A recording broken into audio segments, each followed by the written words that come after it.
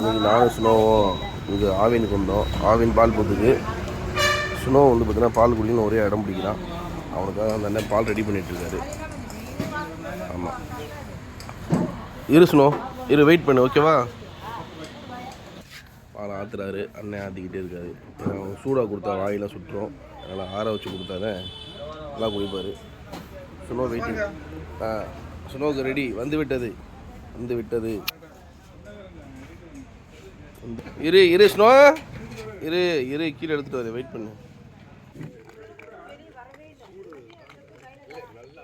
நல்லா ஆற்றியாச்சு.